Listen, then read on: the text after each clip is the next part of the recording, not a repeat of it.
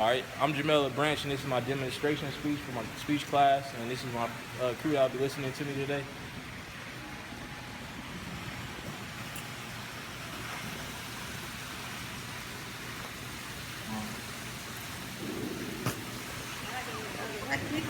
Oh, All right. I'm watching Jamel. All right.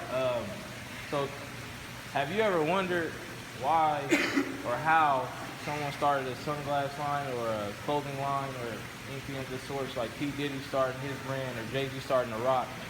Where did they get these from? Who did they find the contact to bring up these certain type of products? Well, today I'll teach you on certain ways and certain challenges that you can face or you can go through to start your own retail or clothing line.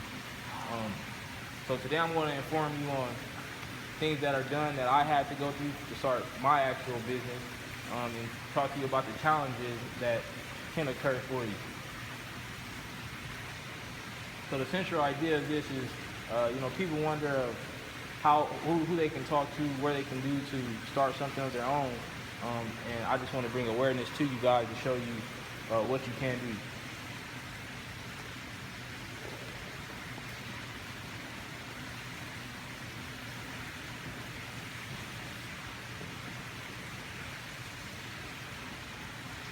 So we're going to talk about, the differences.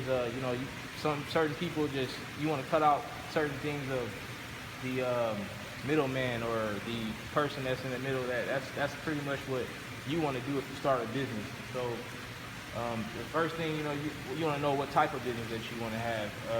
You want to talk about the finances. You want to talk about the marketing. You want to know the business supply. These are all like key points of your business that you need to have to be successful, to actually get going. So to start off, I like to talk about the type of business that you have. You can have different type of entities, but the entity is pretty much the most important part for you, for the fact that it protects you. If you start a business and you're selling things, the IRS can attack you if you're making funds, within the United States without, it being tracked. So an entity is big. I have an LLC, and I actually use InkFile to start my LLC. And you pretty much can give them all your information from what type of business you're going to start, what you're going to be doing, and they'll pretty much do all the information to make sure it's filed correctly and make sure that they're helping you all the way through. Also, you want to make sure you trademark your logo or your name for sake, because if somebody else sees that that is being successful and profitable, they can always, if you haven't trademarked or took care of this process, then they can start that and take it away from you and deceive and desist you as a business owner. This would be considered the logo that I'm talking about that you can have. For my brand, I started one. You have to make one from scratch. You can't steal one from somebody else. That's a way you can get sued. My brand name is Faith is Fuel, so I pretty much have to trademark both of these products using the ink file. I told them I wanted both of them to be trademarked, and that way nobody else can use these names. Nobody else can take them from me. That's just like Jay-Z with the Rock. Nobody can use their name. Nobody can take anything from him or use that. He can't sue or get profits from somebody that is using his brand.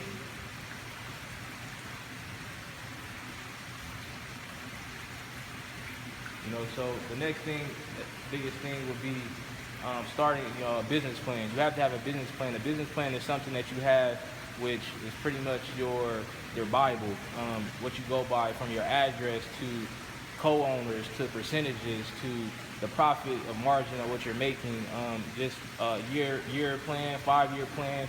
It has everything that you need to go to a bank to get a loan. Every business plan that has went to a bank has a business plan that they can say, okay, he has a plan in place to start a business. So you have to make sure you have a business plan, and those things can range from as much as 40 pages to 80 pages. They're pretty lengthy because they want every detail when you have a business, and it's pretty vital. I have a 62-page one, and I think that I could add to it. If you want, that's just the biggest thing for a loan. If you ever wanted to start something with a loan.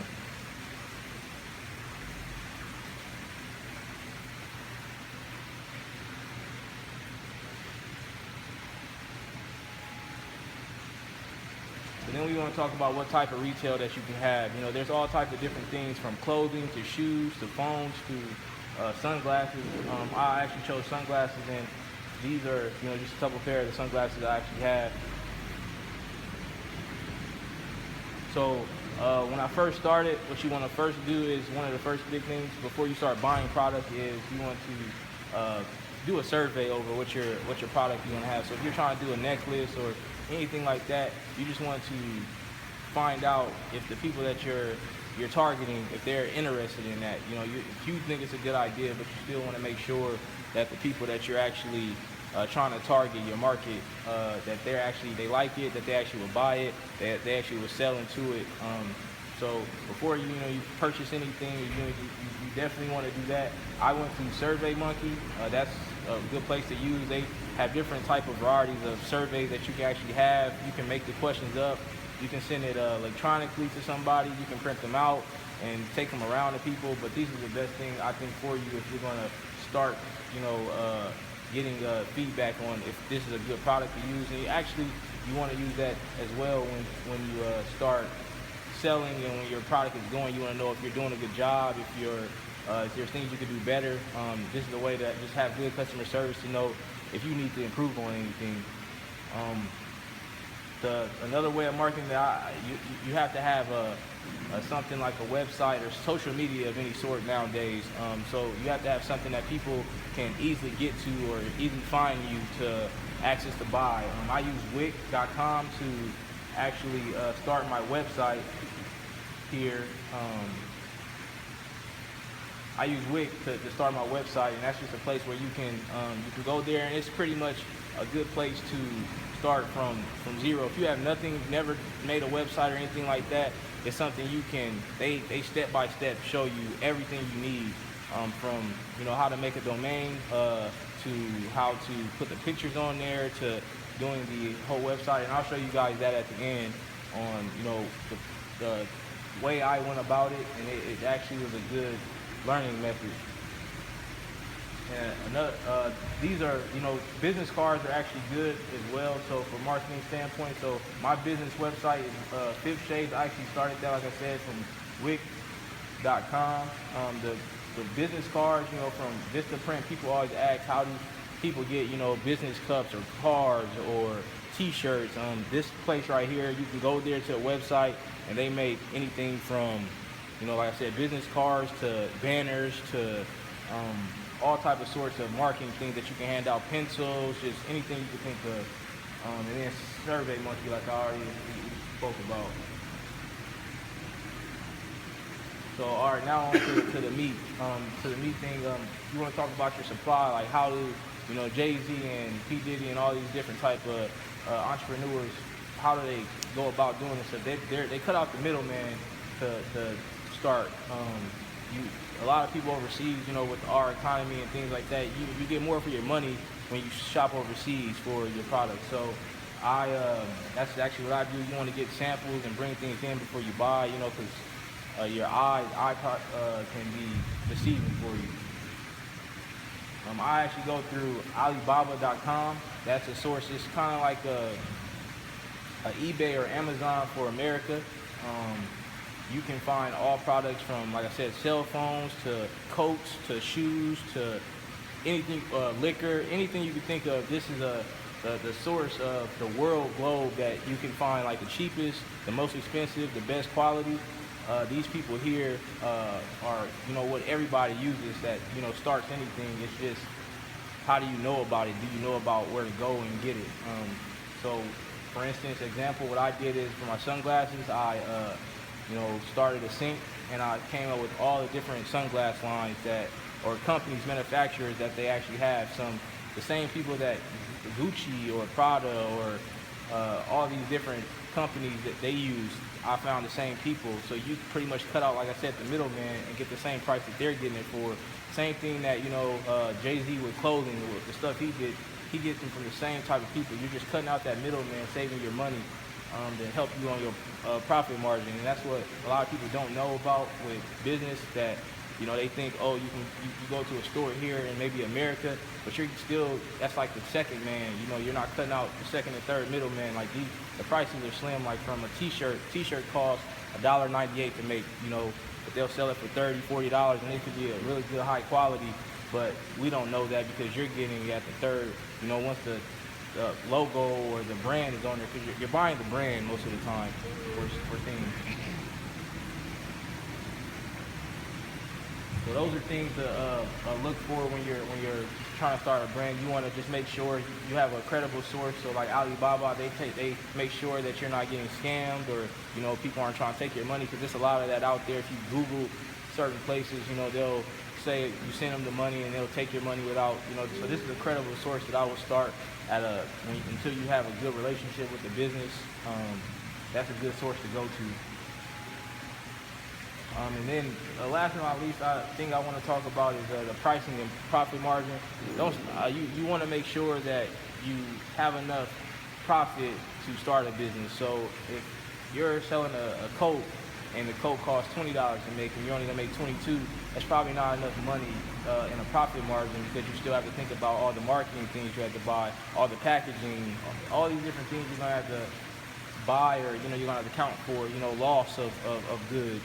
You need to make sure that you're taking account of that. So, you know, if you're making, you know, $2,400 off of sales, and you know the cost of it only was, you know, 32, and you're bringing in, you know, around 1,100, 1,200, you know, with the profit margin of 45%, that's actually pretty good. You always want to make sure you are, you know, at least over, you know, 35% on a profit margin, because you have to account for those things. That's a pretty good profit margin. I actually picked sunglasses for the biggest reason. Is the biggest profit margin of any product on the line. You know, you can buy a pair of sunglasses, top pair, for $25, and you can sell them for, you know, as much as some brands like Gucci sell them as much as $500-$600. The big thing with sunglasses is you have to buy in bulk, so you're paying, you know, a lot of money up front, but it's rewarding because of the profit margin. So you see the profit margin there, paying $25 for a pair of sunglasses, selling them for $550. That's rare in products, period. And like I said, you can cut out, you know, even the second man, they might get them for $250, but if you can just cut out that second and third middleman, you can make a great profit in business.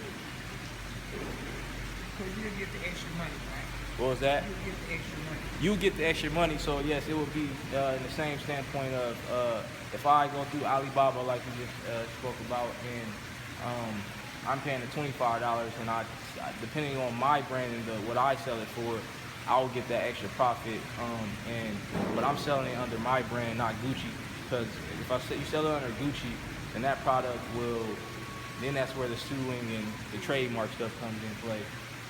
So in conclusion, we just went over, you know, how the retail business things go. You know, things like this don't happen overnight. You have to plan them out.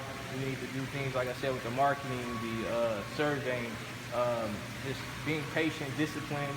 You need to make sure you have the time to do it. You want to stay encouraged throughout everything. You know, not just jumping into ideas thinking, oh, it can happen overnight. And last but not least, just make sure if it's worth your time, it's worth your effort. So you make sure you do everything strategically in place. So with that being said, that's my demonstration for how to start a business, a retail business, and giving you a little bit of the background of that. So thank you.